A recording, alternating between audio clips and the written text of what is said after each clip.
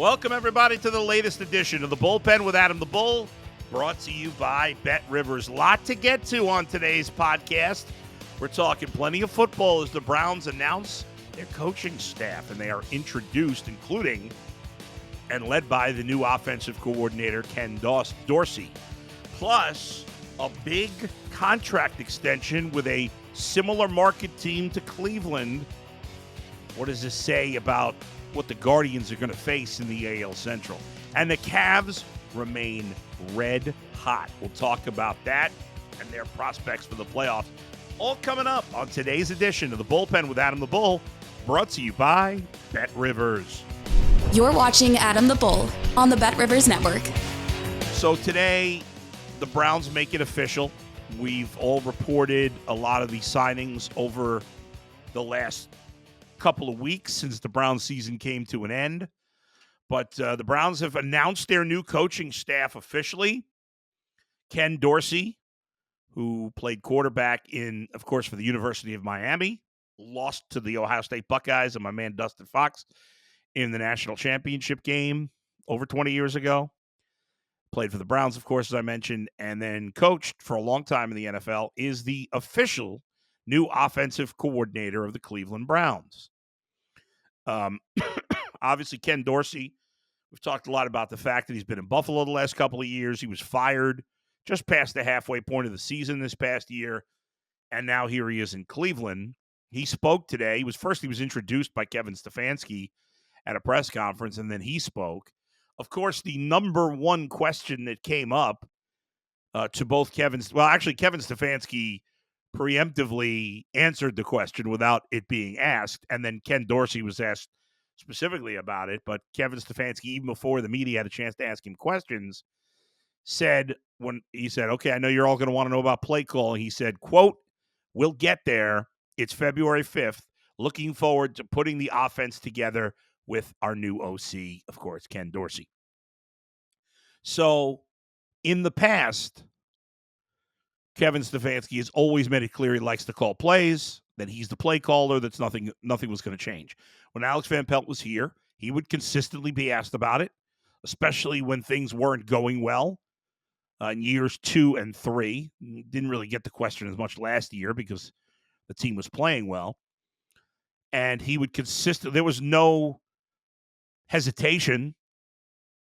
There was no, we'll see. There was, I'm the play caller. That's it. Today, even before being asked, Kevin Stefanski says, "We shall see."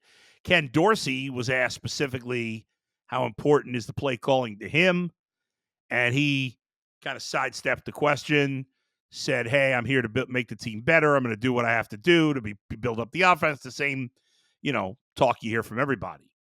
Now, whether or not the decision's been made behind the scenes, we don't know.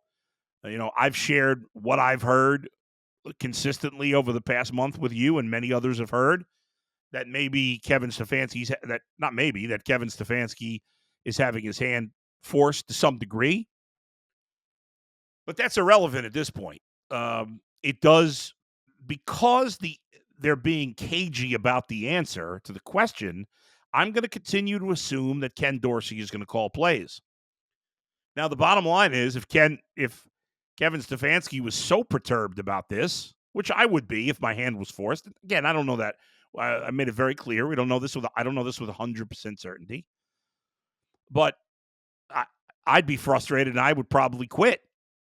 So maybe it's not the case, or maybe he doesn't really care that much. I don't know. Maybe he feels like after 4 years, the team would be better off with him being the overseer and having someone else calling plays. There was no definitive answer. But the lack of a definitive yes for Kevin Stefanski still calling plays makes me assume that Ken Dorsey will, in fact, call the plays. A couple other announcements today. Tommy Rees officially announced as the tight end coach and the passing game specialist. Deuce Staley officially named as the running backs coach, and Jacques Cesaire officially named as the new defensive line coach. The Browns did not announce what they're doing with Ben Bloom, who I believe is still on the staff. He was the defensive line coach, but now he is not. What all four of these guys have in common, Ken Dorsey, Tommy Reese, Deuce Staley, Jacques Césaire, is they all played in the NFL. Now, I don't know if it's just a coincidence or not, and Tommy Reese didn't really play much in the NFL. Neither did Ken Dorsey, frankly. The other two guys obviously played a long time in the league, but can't hurt, right? Can't hurt. Now, they'll probably still announce something with Ben Bloom. They're not, all the positions are not set. He talked about Bill Callahan, the fact that he wanted to go work for his son, Brian. But it's the first time his son, I was going to say, I thought I heard somebody say it was the first time his son hired a dad, but that's not true because Lane Kiffin hired Monty Kiffin in Tampa Bay. But nevertheless, Kevin Stefanski made the statement that, they're not going to stand in the way of Bill Callahan, who wanted to go coach with his son. Understandable. It's a loss for the Browns. We've talked about this last week. I don't think the sky is falling. I was stunned by some people's reaction in the media, I think making a bigger deal than it is. He is an excellent position coach.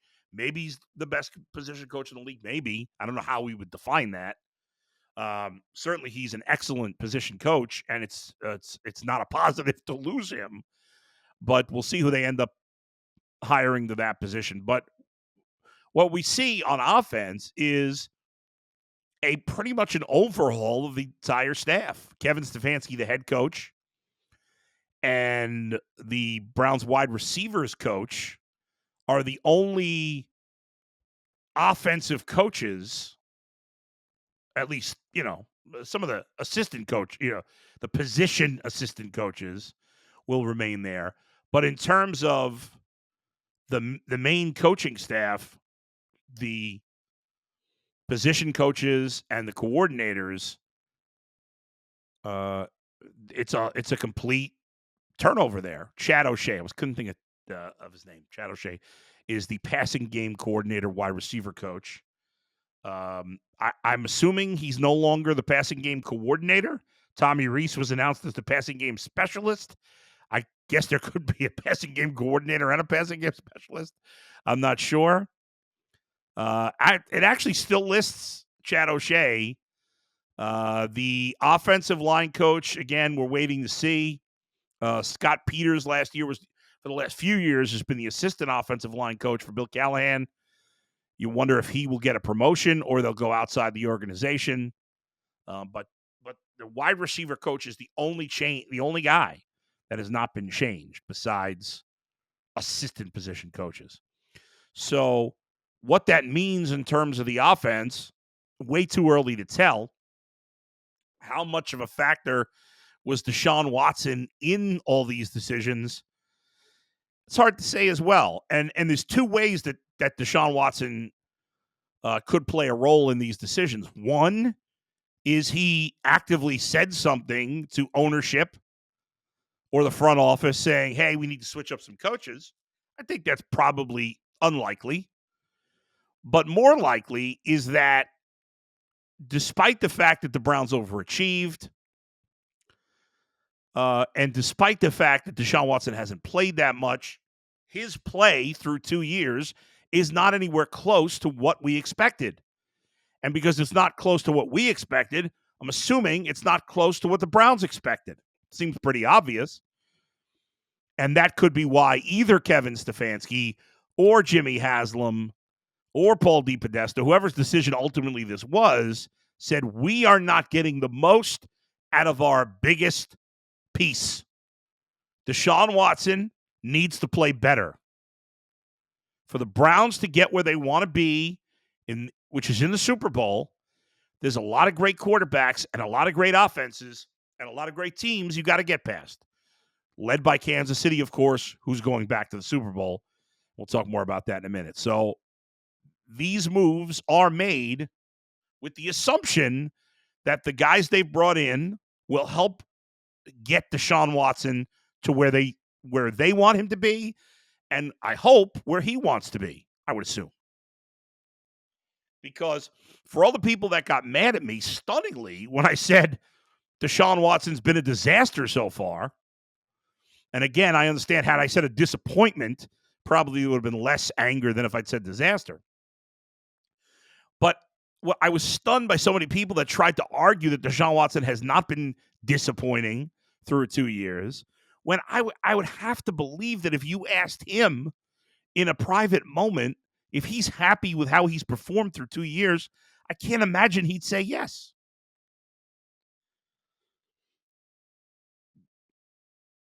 So there you go. Will the Browns consider Joe Thomas? Is he interested? Right now, he's over in Germany, coaching there. So we'll see if the Browns even reach out. I have no idea. My guess is they promote Scott Peters, who's been here for a few years. But obviously, time will tell. All right. There'll be plenty more talk about the Browns, later, next show, whatever. I want to get to the Super Bowl here in just a sec. But first, I want to let you know that BetRivers is offering a second chance bet on your first same-game parlay on the big game. Place a qualifying same-game parlay on the big game. If your bet loses, you get a bonus bet equal to your wager. With your same-game parlay bet, you also earn a square that can be worth as much as $10,000. Make sure you see the BetRivers app for full details and bet on the big game at BetRivers. Speaking of which, as I look at our BetRivers Sportsbook, the San Francisco 49ers remain a 2-point favorite against the Chiefs. The Chiefs are technically the home team in the Super Bowl, although obviously the game is at a neutral field in Vegas. The over-under for the game is at 48. On the money line, the Niners are minus 129. The Chiefs are plus 107. A couple little notes I got from our guy Troy at BetRivers.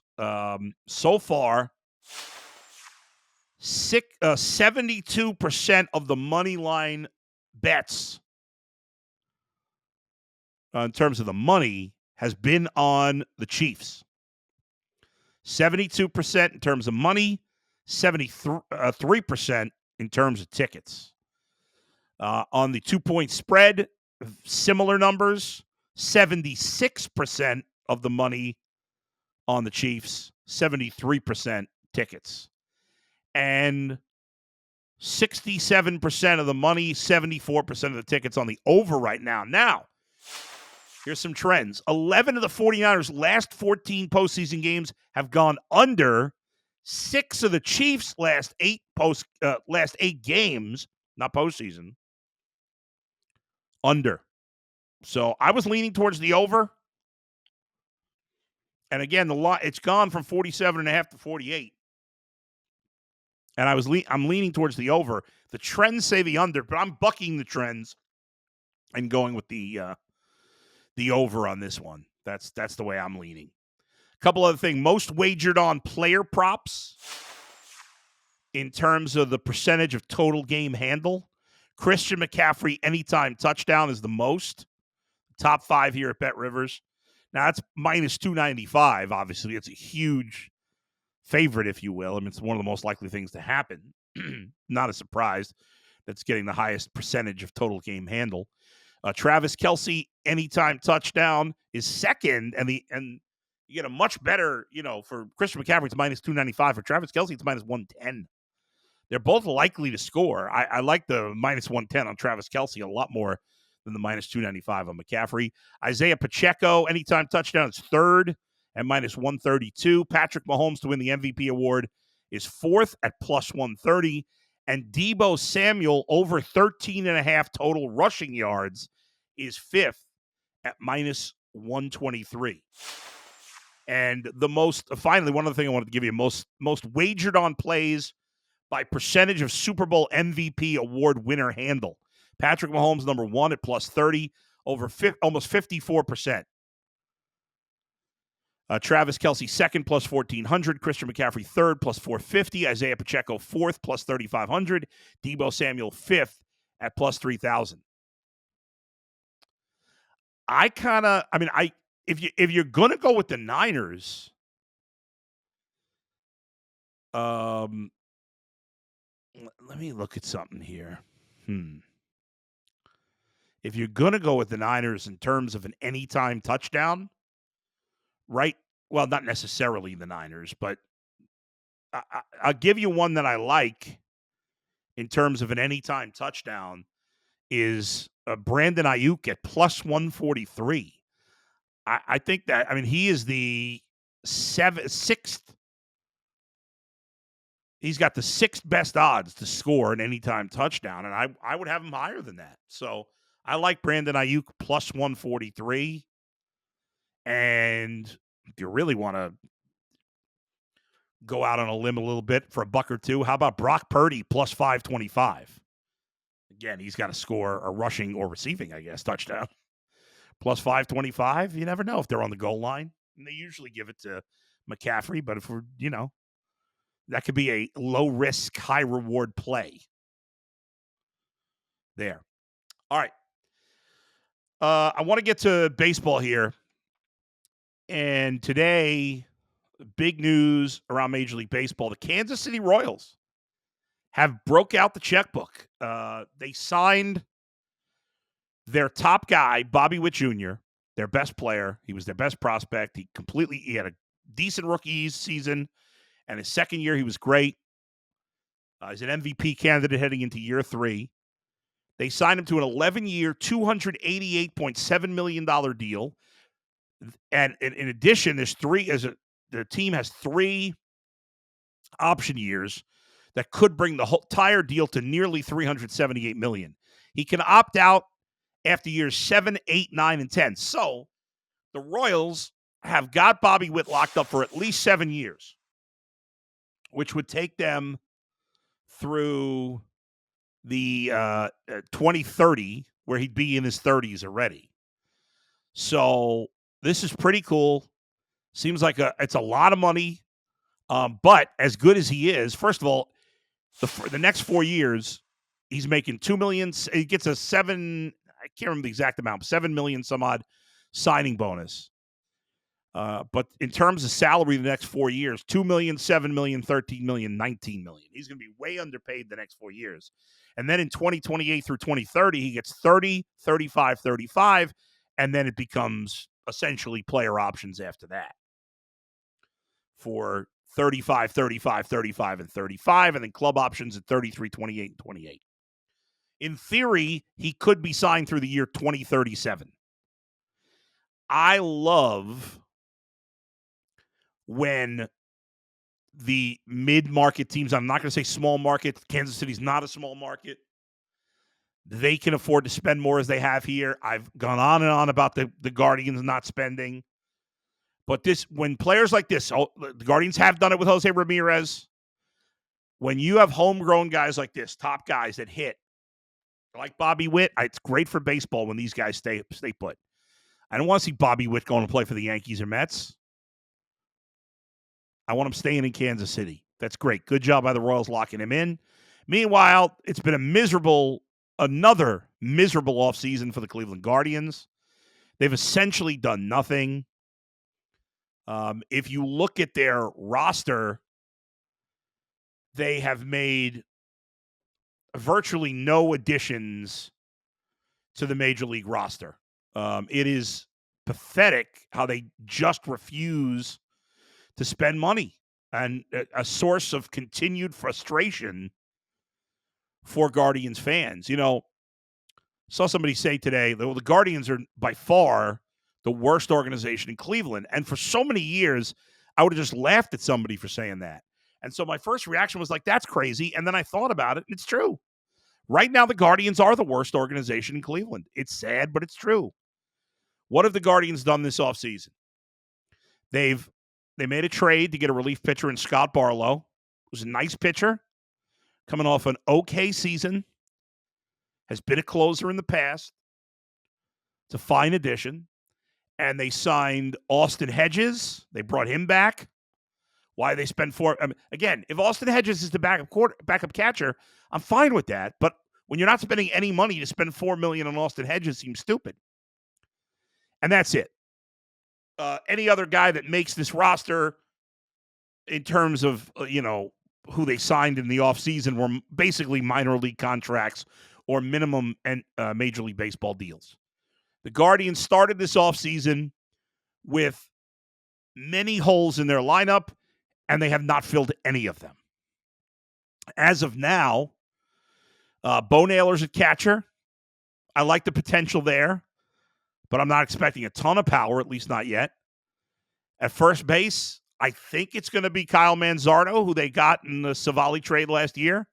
But knowing the Guardians, they're not going to want to pay him right away, so they'll probably keep him in the minors for a month before they call him up. Second base, Jimenez, coming off a down year, but I'm good there. Shortstop, I have no idea whether it's going to be Rockio, whether it's going to be Arias. I don't know what they're going to do. It's a huge question mark at shortstop.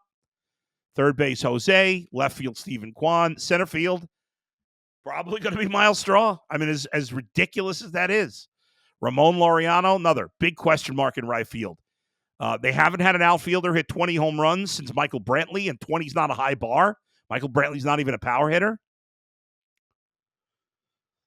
Of their projected starting lineup at the moment, only 6 of the 9 guys even hit double-digit home runs last year.